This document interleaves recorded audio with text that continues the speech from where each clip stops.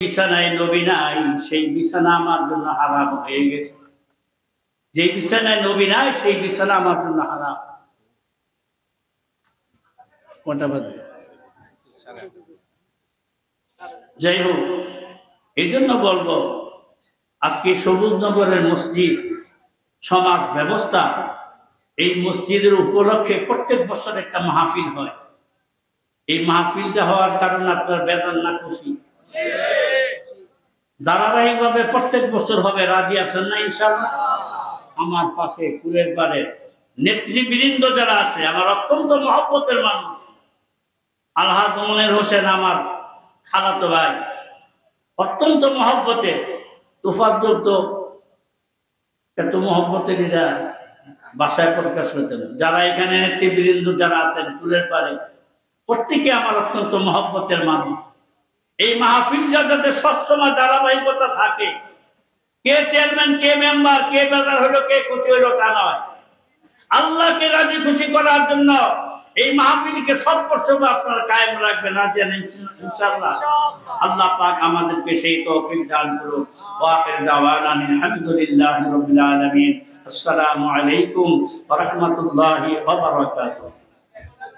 লা ওয়ালা কুওয়াতা ইল্লা বিল্লাহিল আলিয়্যিল আযীম।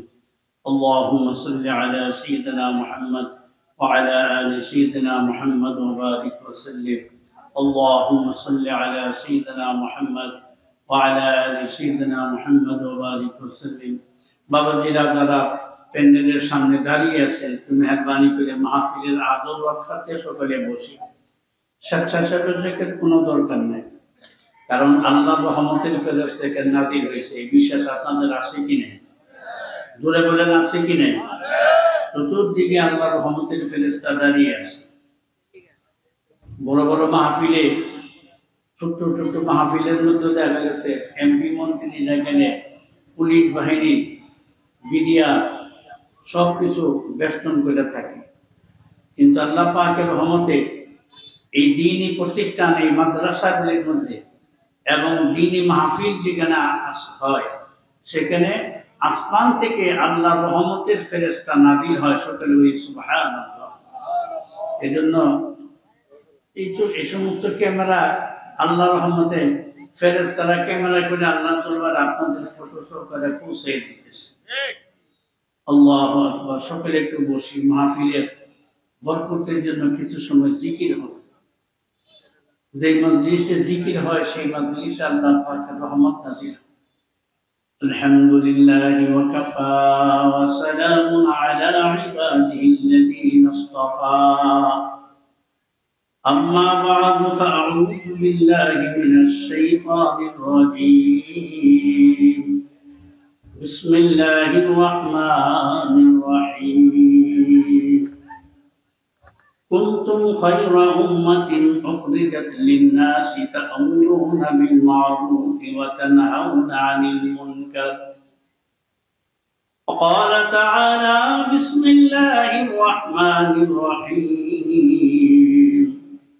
يا أيها الذين آمنوا اذكروا الله ذكرا كثيرا وسبحوه بكرة وأصيلا.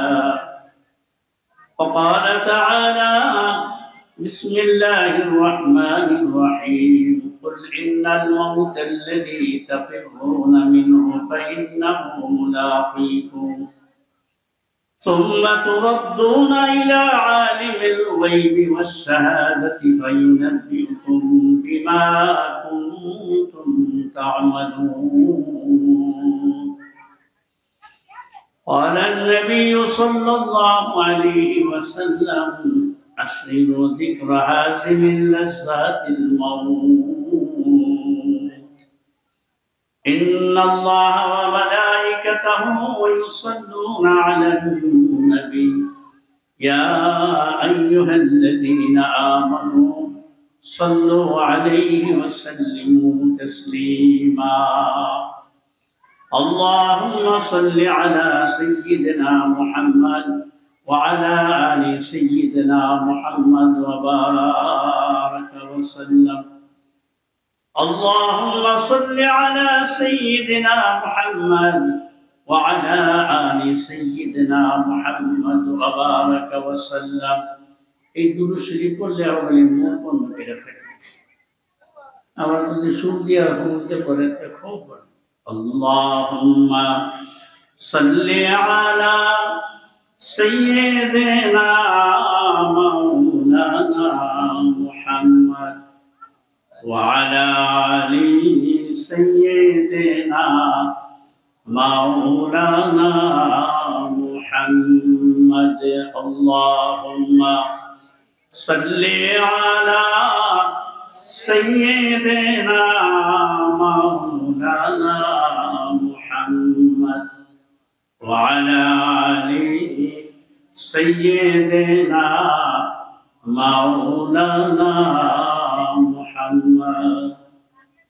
চিন্তা করে দেখো রে মন রাত্র গভীর নিশীথে মরণ কালে বান্ধব নাই রে কেউ যাবে না সঙ্গেতে আল্লাহুম্মা সাল্লি আলা সাইয়্যিদিনা মাওলানা মুহাম্মদ ওয়া আলা আলি সাইয়্যিদিনা মাওলানা محمد بلغ العلا بكماله كشف الدجى بجماله حسنت جميع خصاله صلوا عليه وآله اللهم طهر قلبي عن غيرك ونور قلبي بنور معرفتك أبدا يا الله يا الله يا الله هو الله الذي لا إله إلا هو الرحمن الرحيم الملك القدوس السلام المؤمن المهيمن العزيز الجبار المتكبر الخالق البارئ المصور الغفار القهار وهاب الرزاق الفتاح العالم القابض الباسط الخافض الرافع المعز المذل السميع البصير الحكم العدل اللطيف الخبير الحليم العظيم الغفور الشكور العلي الكبير الحفيظ المقيت الحسيب الجليل الكريم الرقيب المجيب الوصي الحكيم الودود المجيد البعيث الشهيد حق الوكيل القوي المتين الولي المتعالي البر التواب المنعم المنتقم الرافع المالك الملك ذو الجلال والإكرام رب المقسط الجامع الغالي المقنع المانع الضر النافع الحادي البادي الباقع الوارث الرشيد الصبور الصادق الستار কিতাবের মধ্যে আছে যে ব্যক্তি সকালবেলা এবং সন্ধ্যাবেলা আল্লাহ পাকের 99টা নাম তেলাওয়াত করবে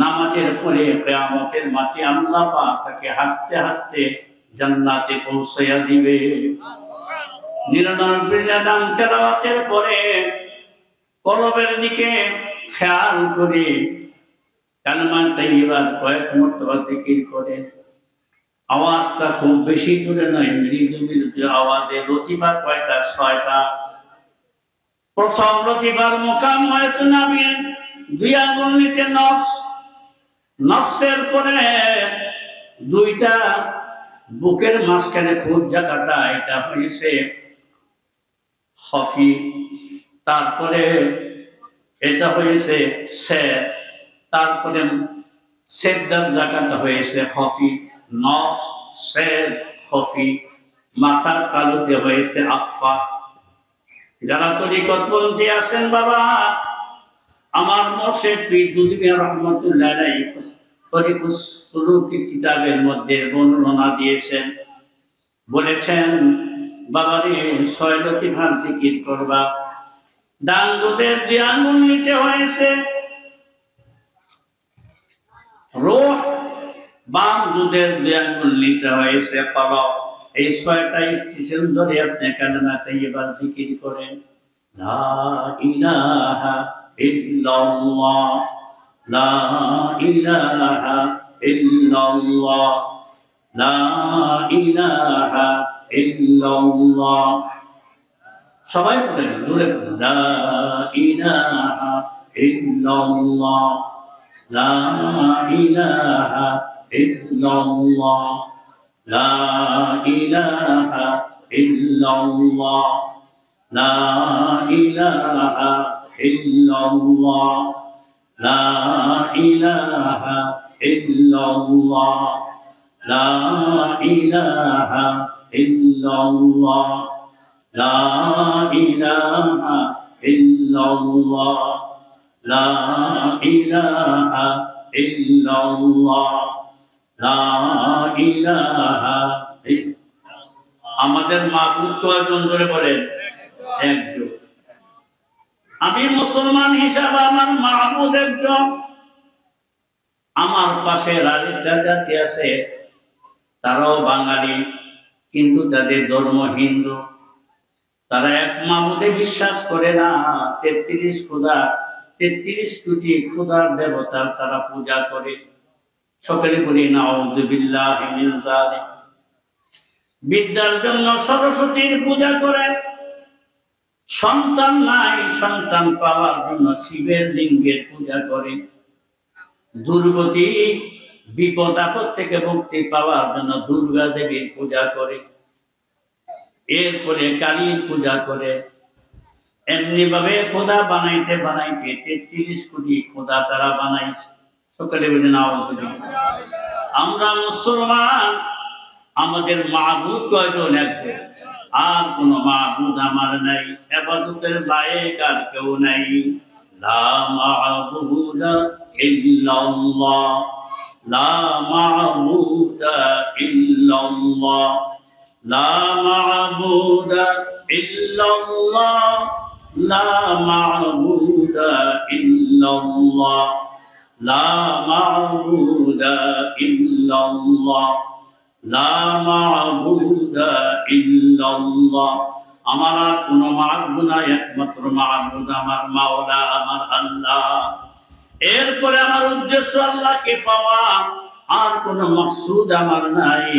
লা মাকসুদা ইল্লাল্লাহ, লা মাকসুদা ইল্লাল্লাহ, লা মাকসুদা ইল্লাল্লাহ, লা মাকসুদা ইল্লাল্লাহ, লা মাকসুদা ইল্লাল্লাহ, লা মাকসুদা ইল্লাল্লাহ, লা মাকসুদা ইল্লাল্লাহ, লা মাকসুদা ইল্লাল্লাহ। আমার মহব্বতের বস্তু একমাত্র আমার মাওলা। আমার স্ত্রী, পরিজন, মা বাবা, আত্মীয় স্বজন, ছেলে সন্তান, জায়গা জমি, বাড়ি গাড়ি, ব্যবসা বাণিজ্য, টাকা পয়সা, কোনই আমার মহব্বতের নয়, একমাত্র মহব্বতের হয়ে বস্তু হয়েছে আমার মাওলা।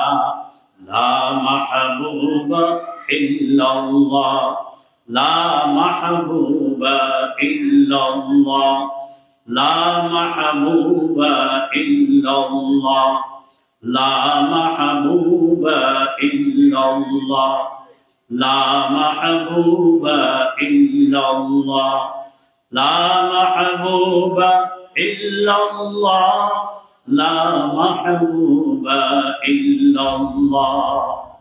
মহব্বতের কেউ নাই, উদ্দেশ্য আমাকে মাওলাকে পাওয়া। মাবুদ বলতে একমাত্র মাওলা। আমার কলবে এখন মওজুদ আছে শুধু আমার মাওলা, আর কেউ আমার মওজুদ নেই। লা মাওজুদা ইল্লাল্লাহ, লা মাওজুদা ইল্লাল্লাহ, লা মাওজুদা ইল্লাল্লাহ, লা মাওজুদা ইল্লাল্লাহ, লা মাওজুদা ইল্লাল্লাহ, লা মাওজুদা ইল্লাল্লাহ, লা মাওজুদা ইল্লাল্লাহ, لا موجود إلا الله لا موجود إلا الله لا موجود إلا الله لا إله إلا الله محمد رسول الله সাল্লাল্লাহু আলাইহি ওয়াসাল্লাম। বাবাজিরা, সকালবেলা ফজরের নামাজের পরে মসজিদের মধ্যে বসে কয়েক মর্তবা মাওলা পাকের জিকির করবেন। মাগরিবের নামাজের পরে করবেন, সম্ভব না হলে আশার নামাজের পরে করবেন। এই সবক আমার মুর্শিদ কেবলা দিয়েছে তাহাজ্জুদের নামাজের পরে। এখন তাহাজ্জুদ তো দূরের কথা, ফজরই পড়ি না, ফজরই পড়ি না, তাহাজ্জুদের দূরের কথা। কিন্তু এই বর্তমানে শীতের সিজনে তাহাজ্জুদের নামাজ পড়াটা সহজ না কঠিন? অনেক সহজ। বন্ধুরা আমার, গতকালকের একটা পেপারের মধ্যেও দেখছি শীতের দিনে ঠান্ডা পানি দিয়ে ওযু করা, এটাও একটা জিহাদ। সকল বলি আলহামদুলিল্লাহ। ভোর রাত্রে উঠে ঠান্ডা পানি দিয়ে ওযু করে আপনি যখন মাওলা পাকের জিকির করবেন, আল্লাহ পাক বলেন, হে ফেরেশতারা সাক্ষী থাকো, আমার এই বান্দা তৈয়ার করতে তোমরা নিষেধ করেছিলা। দাঙ্গা হাঙ্গামা করবে, মারামারি কাটাকাটি কোনাকুনি করবে, ঝগড়া ফাসাদ করবে। কিন্তু আমার বান্দা দেখো ভোর রাত্রে উঠে আরামে ঘুমকে হারাম করে দিয়ে লেপ কথাকে লাথি মেরে উঠায়া ফালাইয়া দিয়ে ঠান্ডা পানি দিয়ে ওযু করে আমার জিকির আমার স্মরণের মধ্যে জায়নামাজে বসে গেছে। সাক্ষী থাকো, এই বান্দার পিছনের যে সমস্ত গুনাহগুলি আল্লাহ আমি আল্লাহ মাফ করে দিলাম। এই জিকিরের বরকতে কোরআনুল কারীমের মধ্যে আয়াত আছে, কালিমাতিন তাইয়িবাতিন কাশারাজাতিন। আল্লাহ পাক এই জিকির যারা করবে একটা গাছ তৈরি করে দিবে। গাছের ডালপালা থাকবে, পাতা থাকবে, পাতায় পাতায় মাওলা পাকের জিকির করবে।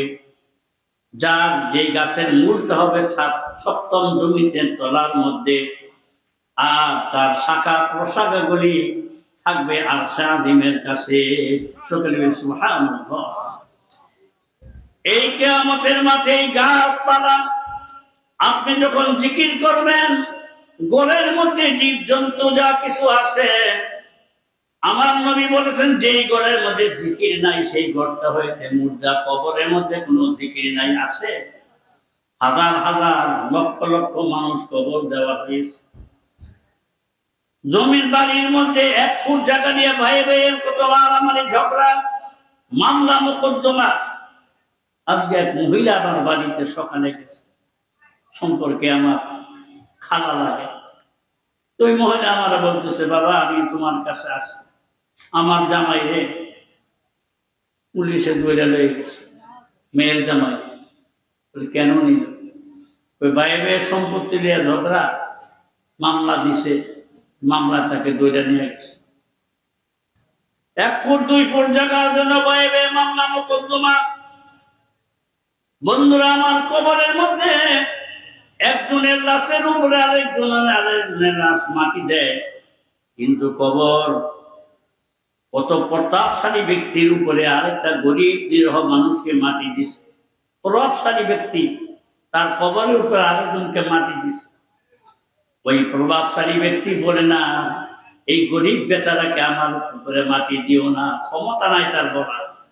মিনহা খালাকনাকুম ওয়া ফিহা নুঈদুকুম ওয়া মিনহা নুখরিজুকুম তারাতান উখরা। এই দোয়া করে আমরা মাটি দিই, মাটি দিতে। দোয়াটার অর্থ কি? এই মাটির থেকে তোমাকে তৈয়ার করা হয়েছে, এই মাটি তোমাকে বর্ষ করে দিবে। কবরটা একটা লাশ থেকে পতনের জায়গায় কবরটা, কিন্তু তার রুহটা এখানে নাই। রুহ এখানে আছে, কবরে আছে। রুহটা কোথায় গেছে? যদি নেক আমল করে থাকেন বাবাজি, এই রুহটা আল্লাহ পাক ইল্লিনের মধ্যে নিয়ে গেছে। ইল্লিনরা হয়েছে জান্নাতের টুকরা। রুহটা জান্নাতে চলে যাবে। আর যদি বদ আমল করে দিয়ে থাকেন, ইল্লিনে সিজ্জিনের ভিতরে রাখা হবে। সিজ্জিন হয়েছে জেলখানার ভিতরে, আগে একটা কয়েদখানা। জেলখানার চেয়ে বেশি আযাব হলো কয়েদখানার ভিতরে। কয়েদ যেটাকে হাজত বলা হয়, এই হাজতের মধ্যে বেশি। ইল্লিন সিজ্জিনটা হয়েছে হাজত। এই জন্য বাবা, জান্নাতে যাওয়ার জন্য আমার বাড়ি কোথায়? জান্নাত। জোরে বলেন কোথায়? আমার পিতার বাড়ি জান্নাত। وقلنا يا آدم اسكن أنت وزوجك الجنة وكلا منها رغدا حيث شئتما ولا تقربا هذه الشجرة فتكونا من الظالمين। আদম আলাইহিস সালামকে তৈয়ার করে আল্লাহ পাক বলেন, আদম এই জান্নাতে তুমি বাড়ি, তুমি এখানে থাকো, তবে হাজারো রকমের নিয়ামত ফল ফুল আছে, খাও, কিন্তু ওই গাছটার কাছেও যেও না। ফল খাওয়া তো দূরের কথা, যদি গাছের কাছে যাও তুমি বরবাদ হয়ে যাইবা। আদমকে নিষেধ করতে যাইও না কাছে। কিন্তু আল্লাহ পাকের কেরেশমা, আদমকে নিষেধ করে খাইও না। গন্ধমকে কয় তুই সারিস না, গন্ধমকে কয় তুই সারিস না। আদম আলাইহিস সালামের স্ত্রী বিবি হাওয়া গন্ধম খাইছে। আদম আলাইহিস সালাম আইসম তুমি কইরা খাও, রাজি যেত নাপাক জিনিস, যে আল্লাহ আপনার নিষেধ করছে, আমি খাইয়ে দিছি, তোমারও খাইতে হবে। খাইছে জন্য জান্নাতে খানার মধ্যে পাখানার ব্যাগ নাই নাকি? আছে জান্নাতে, পাখানা আছে, টয়লেট আছে। আর এখন তো ঘরের মধ্যে অ্যাটাচড বাথরুম, ঠিক না? অনেকের বাথরুমের ভিতরে এসি লাগাইতেছে, বাথরুমের ভিতরেও এসি লাগাইছে। বাথরুমের গন্ধ হয় ওদিকে আবার স্প্রে মেশিন দিয়ে কত রকমের সুগন্ধি ছড়ায়, কথা ঠিক না? আর 10-20 বছর আগে আমাদের দেশের চাকরি ছিল নদীর পারে, দূর ফেরে না গাঙ্গের পারে বইয়া পড়ছে। বাংতির পার থাকলে একজনে নিচে বসে, আরেকজনে বাংতির পারে বসে, এই মাথার মধ্যেই পড়ছে। এমন ঘটনা আগে হয়েছে, নদীর পার বোঝাই হয়ে গেছে। আদম আলাইহিস সালাম নিষিদ্ধ গাছের ফল খাওয়ার পরে বাথরুমের ব্যাগ হয়েছে। এতদিন তো বাথরুম হয় নাই, ব্যাগও হয় নাই। এখন কাল্লা কি জানি বাইরিতে চায়, পেট 2-4 পাতল হয়ে গেছে। দূর হইতে বাথরুমে যদি ব্যাগ হয়, আরামে ল্যাপটপ সব কি গায়ে দিয়ে হয়ে থাকে, মনে হচ্ছে না দৌড়ে তাড়াতাড়ি যাবে, তাড়াতাড়ি দৌড় দিচ্ছে। অনেক সময় বুড়া মানুষ আর তারে নেই, কাপড় চোপড়ে বিনাশ করেছে। অবস্থা চাইতে সাতটা দিনে আগে উঠতেন না, বলে আগে উঠবো, আরামের খেতে ওই 7টা দিনে উঠবো কেন? আল্লাহু আকবার। বন্ধুরা আমার, এই দুনিয়াটা বাথরুমের জায়গা। দুনিয়াটা কি? বাথরুমের। আদম আলাইহিস সালামের বাথরুমের ব্যাগ হয়েছে। আল্লাহ পাক বলেন, হে আদম, আমার এই জান্নাত পবিত্র জায়গা। বাথরুম, প্রসাব করা, পায়খানা করা এটা জায়গা না, দুর্গন্ধময় জায়গা। এই জান্নাত নয়, বাইর হয়ে যান। নিক্ষিপ্ত করে দিলেন দুনিয়ার জমিনে, আসমান থেকে, জান্নাত থেকে বাহির করে দিলেন। আদম আলাইহিস সালামকে, বিবি হাওয়াকে, দুইজনকে নিক্ষেপ করে দিলেন। একটা মাত্র ভুল করছে, আল্লাহ নিষেধ করছে খাইও না, খাইছে। 360 বছর কাঁদছেন নবী একটি ভুলের দায়। বাবা আদম স্মরণ দিবে, মা হাওয়া জিদ্দায়। দুইজনকে দুই জায়গায় পাঠিয়েছে। ঐতিহাসিকরা বলেন আদম আলাইহিস সালামকে সিংহ, যেটা নাকি শ্রীলঙ্কা বলা হয়, এই শ্রীলঙ্কার দ্বীপে তাকে নিক্ষেপ করছে। আর বিবি হাওয়া আলাইহিস সালামকে জিদ্দায়, 5,500 মাইলের ব্যবধান। একজন সিঙ্গাপুরে, শ্রীলঙ্কায়, আরেকজন জেদ্দায়। একটা মাত্র ভুল করে আদম আলাইহিস সালাম আল্লাহর দরবারে কান্দে। আবার আল্লাহ পাক দোয়া হয়ে গিয়েছে দুনিয়াতে যাইয়া, ভুল যখন করে দুনিয়াতে যাইবা, দুনিয়াতে যাইয়া এই দোয়া করে যদি আমার কাছে ক্ষমা চাও, আমি তোমাকে ক্ষমা করে দিব। সকলে বলি সুবহানাল্লাহ। দোয়াটা কি জানেন না আপনারা? সবাই জানেন। মুনাজাতে ইমাম সাহেব করে, রব্বানা যালামনা আনফুসানা ওয়া ইল্লাম তাগফির লানা ওয়া তারহামনা লানাকুনান্না মিনাল খাসিরিন। সকলে বলি সুবহানাল্লাহ। ভাই একটা অটো যাইতেছে, দেখেন না, অটো অনেক সময় দেখে, এদিকে তাকায় থাকে, বরকত পাবে। ওয়াজের মজলিস এটা, গানের মজলিস নয়, কোন মেলা নয় এটা। লক্ষ লক্ষ ফেরেশতা এখানে দণ্ডায়মান আছে। আপনি কিভাবে তাকাইছেন, কোন দিকে তাকাইছেন, সব ক্যামেরায় ধরা পড়তেছে। বন্ধুরা আমার, 360 বছর কান্নার পরে আদম আলাইহিস সালামের দোয়া কবুল হয়ে গেল। আদম আলাইহিস সালাম দোয়া কবুল হওয়ার পরে, দোয়া কবুলটা কই হইছে? আদমের হাঁটতেছে আল্লাহ পাকের কুদরতি ভাবে এই শ্রীলঙ্কা থেকে সমুদ্র দ্বীপ, এখান থেকে কিভাবে নিছে আল্লাহ পাক নিতে পারে কিনা? জোরে বলেন, পারে কিনা? আদম আলাইহিস সালাম নিয়া একেবারে মক্কা শরীফের কাছে আরাফার ময়দানে জাবালে রহমতের মধ্যে নিয়ে তাকে ফেলাইছে। আদম আলাইহিস সালাম জাবালে রহমতের মধ্যে দাঁড়ায় দোয়া করে। এই জাবালে রহমত দোয়া কবুলের জায়গা। দোয়া করতে করতে আল্লাহ পাকের দরবারে যখন দোয়া কবুল হয়ে গেল, আদম আলাইহিস সালামকে আল্লাহ পাক সুসংবাদ দিলেন। এরপরে আদম আলাইহিস সালাম এখন স্ত্রীর কথা মনে পড়ছে, আমার স্ত্রী ছিল কোথায়, তাকে তালাশ করতেছে। আল্লাহ পাক তার বিবি হাওয়া আলাইহিস সালামকেও ওই আরাফার ময়দানে হাজির করে দিলেন। সকলে বলি সুবহানাল্লাহ। আদম আলাইহিস সালাম জাবালে রহমতে দোয়া কবুল হওয়ার পরে 2 রাকাত নামাজ আদায় করতেন। কয় রাকাত? জোরে বলেন, কয় রাকাত? 2 রাকাত। ও সময় ফজরের নামাজের সময় ছিল, সকালবেলা 2 রাকাত নামাজ আদায় করতেন। 1 রাকাত নিজের জন্য, আরেক রাকাত আল্লাহ। বন্ধুরা আমার, আল্লাহ রাব্বুল আলামিন এই 2 রাকাত নামাজকে, আদম আলাইহিস সালামের 2 রাকাত নামাজকে আল্লাহ পাক উম্মতি মুহাম্মদের জন্য ফরজ করে দিয়েছেন, ফজরের নামাজ। সকলে সুবহানাল্লাহ। এই জন্য ফজরের নামাজের সময় যে দোয়া করে আল্লাহ পাকের দরবারে, সেই দোয়াটা খুব তাড়াতাড়ি কবুল হয়। সকলে বলি সুবহানাল্লাহ। বন্ধুরা আমার, আদম আলাইহিস সালামের দোয়া কবুল হওয়ার পরে বিবি হাওয়া আলাইহিস সালামকে তালাশ করতেছে। জাবালে রহমত থেকে নামছে, নাইমা দেহে আফসা আফসা একটা মানুষ দেখা যায়। যে জিজ্ঞেস করে, তুমি কে? বিবি হাওয়া আলাইহিস সালাম, আমাকে চিনো না? আমি তো তোমার সহধর্মিণী হযরত হাওয়া আলাইহিস সালাম। সকলে বলি সুবহানাল্লাহ। এই দুইজনের সেখানে পরিচয় হয়। এই পরিচয়, আরাফা শব্দের অর্থ হইল পরিচয়। সকলে বলি সুবহানাল্লাহ। এই আরাফার মাঠে বিবি হাওয়া এবং আদম আলাইহিস সালামের পরিচয় হওয়ার কারণে আল্লাহ পাক এই দৃশ্যটা, আদম আলাইহিস সালামের এই কর্মটা এমন ভাবে রেকর্ড করে, এমন ভাবে রাখছেন, সারা পৃথিবীর মানুষের উপরে আল্লাহ পাক জীবনে একবার হলেও হজ করেছেন।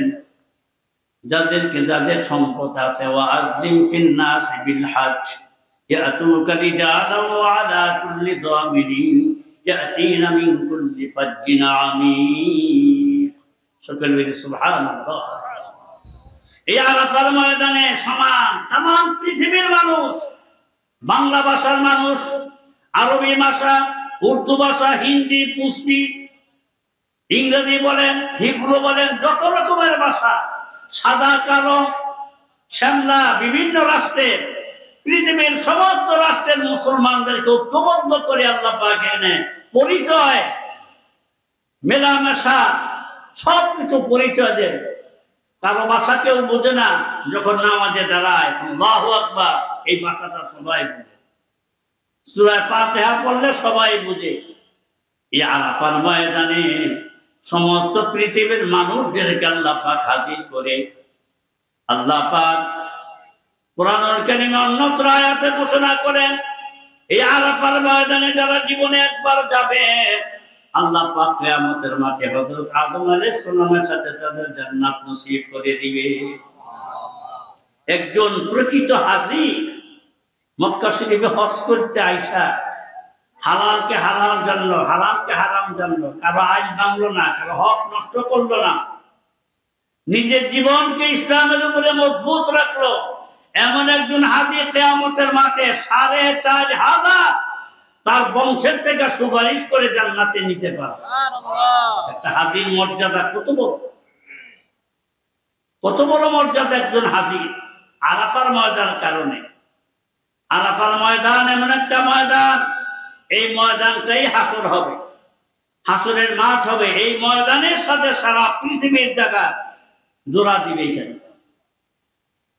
ইসরাঈল ইসলামের সিংহের মাধ্যমে যখন সমস্ত লয় হয়ে যাবে, কুল্লু মান আলাইহা ফান, সব ধ্বংস হয়ে যাবে। ওয়ায়াবকা রাব্বুকা ওয়ায়াবকা ওয়াজহু রাব্বিকা যুল জালালি ওয়াল ইকরাম, একমাত্র আল্লাহ সত্তাই বিদ্যমান থাকবে, সব ধ্বংস হয়ে যাবে, কিয়ামত হয়ে যাবে। বন্ধুরা আমার, এই আরাফার ময়দান থেকে এই শিক্ষাই আমাদেরকে দেয়, আজমি নাহি ভেদাভেদ, আজমি আরবি, এক আদমের সন্তান সবই, দুরায় রচিত মানব তো নয়, গর্ব কিসের তা। নবীজির বিদায় হজ্জের ভাষণ কবিতার ভাষায় বলা হয়েছে। নাহি ভেদাভেদ, এইখানে বাঙালি, পুষ্টি, আরবি, কারো কোনো ভেদাভেদ নাই, সমস্ত এক আদমের সন্তান। মশার পয়ালটা বলে দুয়াটা আসতেছে।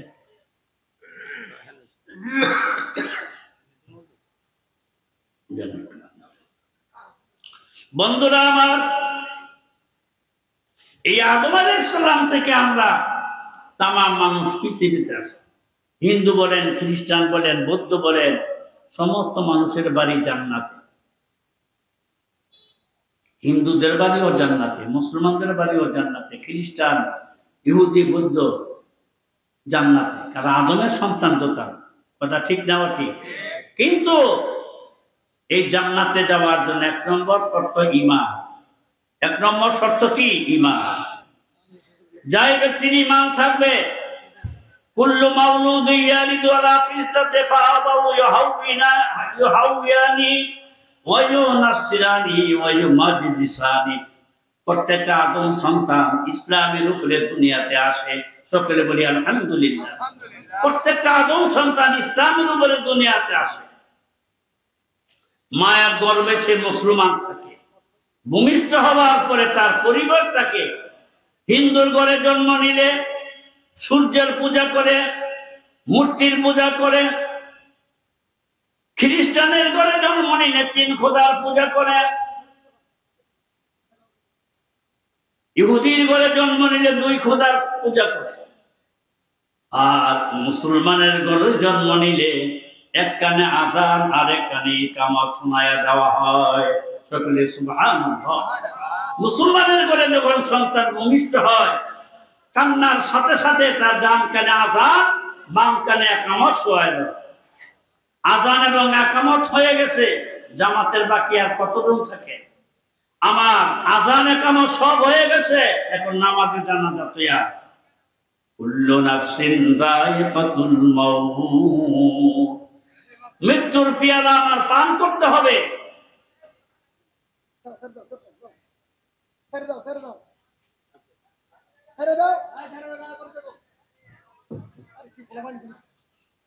মৃত্যুর পেয়ালা আমার পান করতে হবে।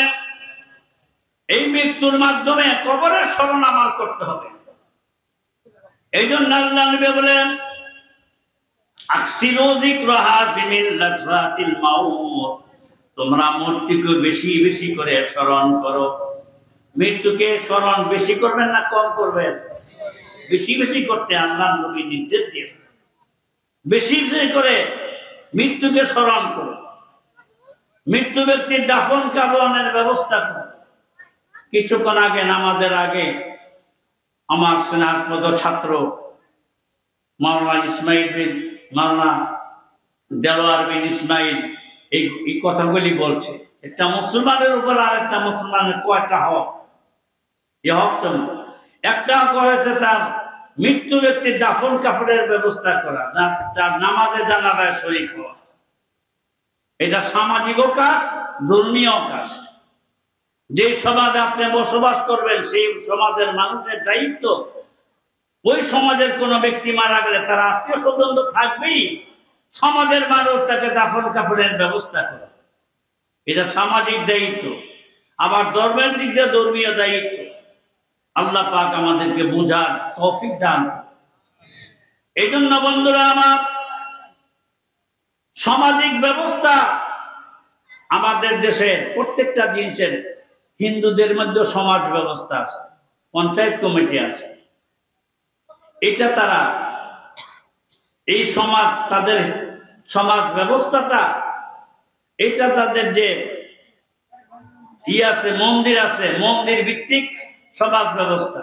একটা মন্দির পূজা কমিটি থাকে, তাদের সমাজ পঞ্চায়েত কমিটি। আর মুসলমানদের সমাজগুলি থাকবে মসজিদ ভিত্তিক। কি ভিত্তিক থাকবে? মসজিদ ভিত্তিক। সকলেই আলহামদুলিল্লাহ। মুসলমান যেখানে বসবাস করবে, নদী ভাঙ্গে গেছে, বাড়িঘর ভাঙ্গে রয়ে গেছে গা, এরপরে ৫টা ৭টা গড় একখানে বাড়ি করছে, ৫টা ৭টা গড় কোন রকমে উঠাইছে। ওর মধ্যেও একটা খাল্লা পাতা দিয়া, সোম দিয়া, দেবকে একটা মসজিদ তৈরি করে তারা এই মসজিদ ভিত্তিক সমাজ ব্যবস্থা কায়েম করে। সুবহানাল্লাহ। এই মসজিদ কেন্দ্রিক সমাজ ব্যবস্থা যেখানে আছে সেখানে আল্লাহ পাকের রহমত নাযিল হয়। মসজিদ কমিটির সভাপতি, মসজিদ কমিটির সেক্রেটারি, তাদের জান যে কত বেশি। এখন তো মসজিদ কমিটির সভাপতি ভালো মানুষ হইতে না, সুদখোর, ঘুষখোর, মদখোর মসজিদ কমিটির সভাপতি হয়ে গেছে। নারায়ণগঞ্জের এক মসজিদে আমার পাশে সভাপতি হয়েছে, এরপরে বেটারা সোর আখ্যায়িত করে সভাপতিতে বাইর করে দিচ্ছে, মসজিদের টাকা আত্মসাৎ করে বয়ে দিচ্ছে। এমন সভাপতি আছে কি নাই? সুদখোর মসজিদের সভাপতি, ঘুষখোর সভাপতি।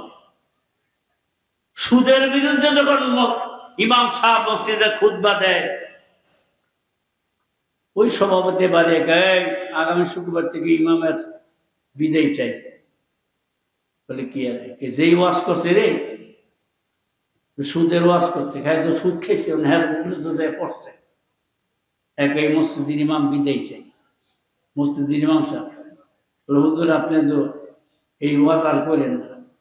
তো শক্ত ইমাম হইলে কয় আমার হক কথা আমি বলে দেবো, চাকরি থাকুক আর না থাকুক, বলে কি না? আর কিছু ইমাম আছে আগামী শুক্রবার থেকে এই ওয়াজ করতে না, ওয়াজ বদলায় করবে। কিন্তু মজবুত ইমাম থাকতে হবে। ইমামের পিছনে নামাজ পড়ি, এই ইমাম সুদের বিরুদ্ধে ওয়াজ করতে হবে, ঘুষের বিরুদ্ধে ওয়াজ করতে হবে, অন্যের হক নষ্ট করে তার বিরুদ্ধে ওয়াজ করতে হবে।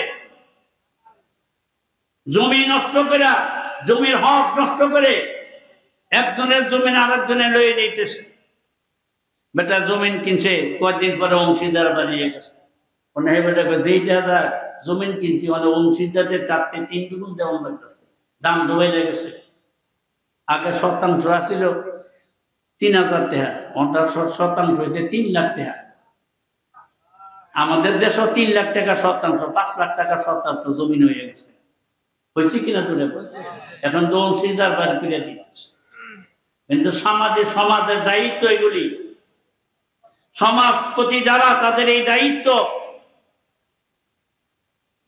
আজকে যারা মসজিদের জায়গা দিচ্ছেন তাদের যে কত বড় সম্মান কিয়ামতের মাঠে। মান বানা লিল্লাহি মাসজিদান বানাল্লাহু লাহু বাইতান ফিল জান্নাহ। যে ব্যক্তি একটা মসজিদ নির্মাণ করলো, আল্লাহ পাক তার জন্য জান্নাতে বালাখানা তৈরি করে দিলেন। নবীজির সহিহ হাদিস,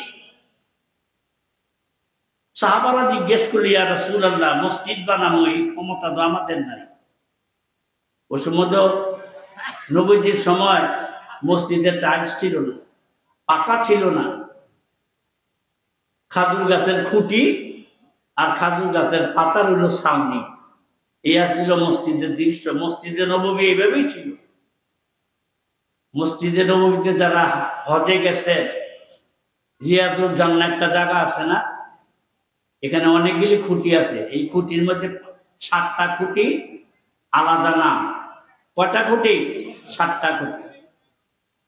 এই 7টা খুঁটি আলাদা নাম আছে। 1 নম্বর খুঁটির নাম উস্তনে হান্নানা। এখানে মরা খেজুর গাছ, এই খেজুর গাছের মধ্যে ডালান দিয়ে নবীজি খুতবা দিত। হুজুর উঠে এসে বলে,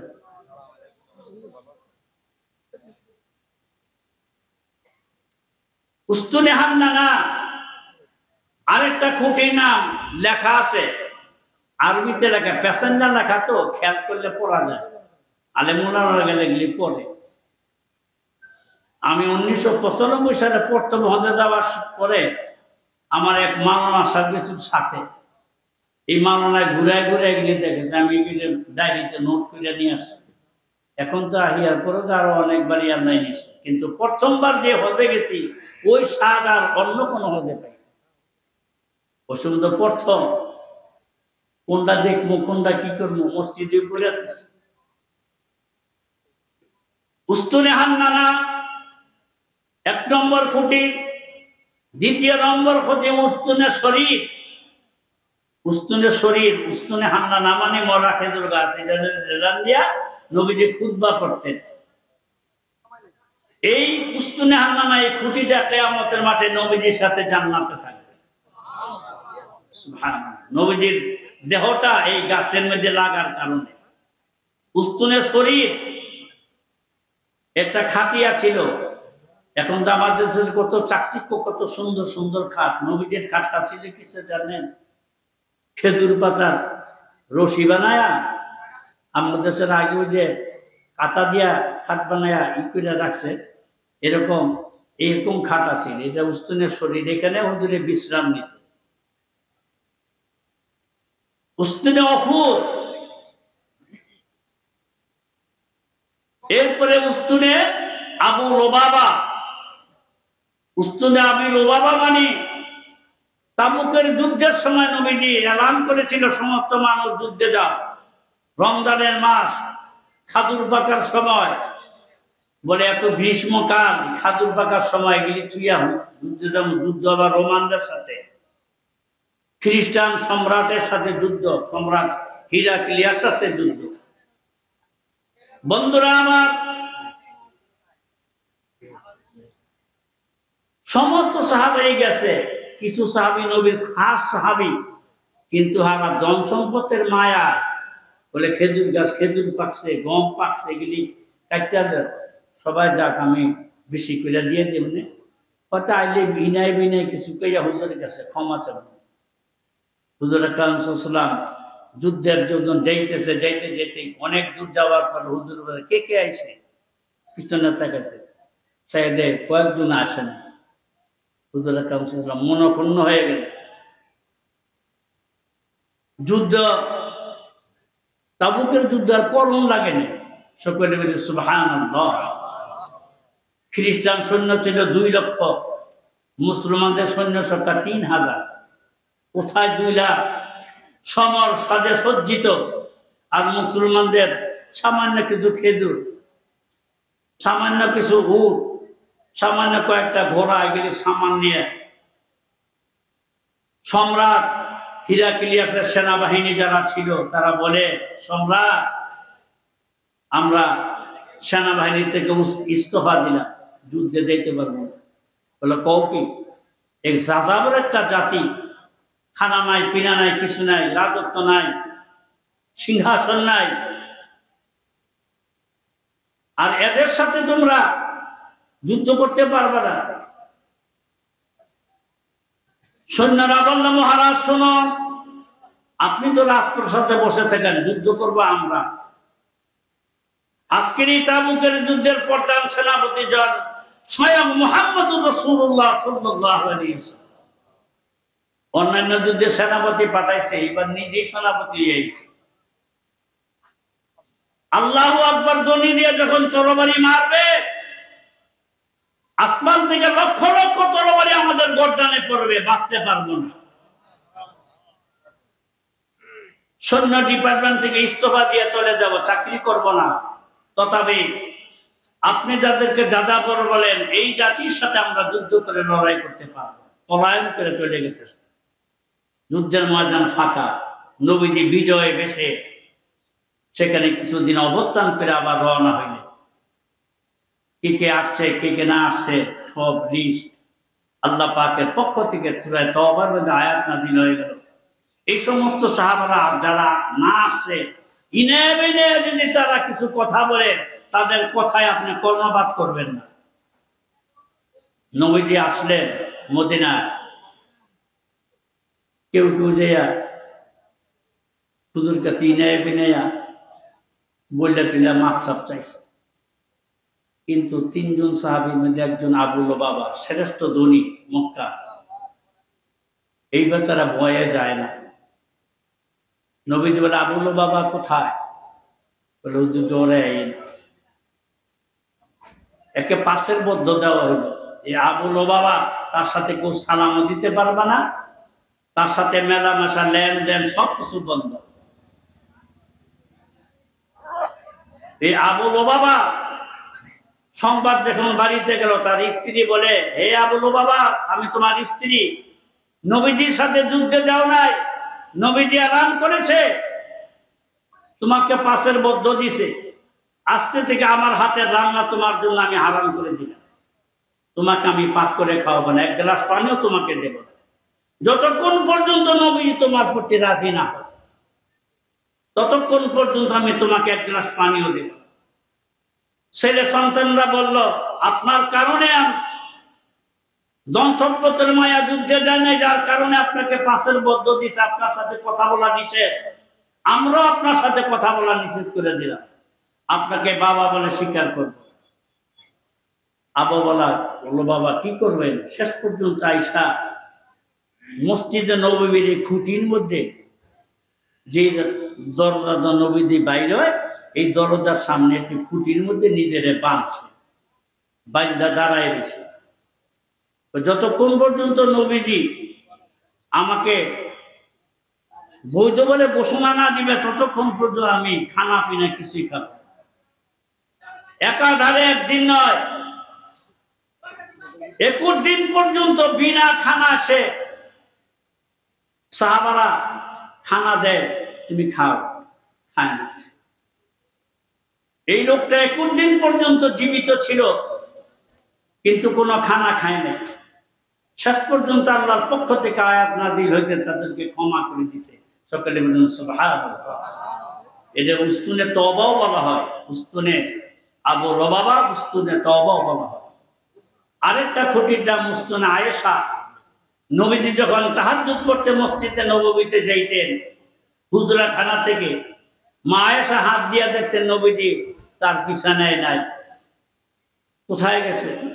মসজিদে নববীতে আয়েশা ওই খুঁটির মধ্যে দইরা, ছোট্ট মানুষ তো, বালিকা মানুষ, এই নবীর এই খুঁটির মধ্যে দইরা নবীদেরকে পাহারা দিতে। সকলে বলুন সুবহানাল্লাহ। পাহারা দিতে দেয়, উনি মাঝে মাঝে খুঁটি দিরা জুমাইতে নবীজি তাহাজ্জুদ করে বাড়িয়ে, তুমি কে? আমাদের চিনেন না? আমি তো আয়েশা, তুমি এখানে কি করো? ইয়া রাসূলুল্লাহ, ইয়া হাবিবাল্লাহ, আপনি হুজরাখানা থেকে বাইর হয়ে আসছেন, আমার বিছানায় আপনি নাই।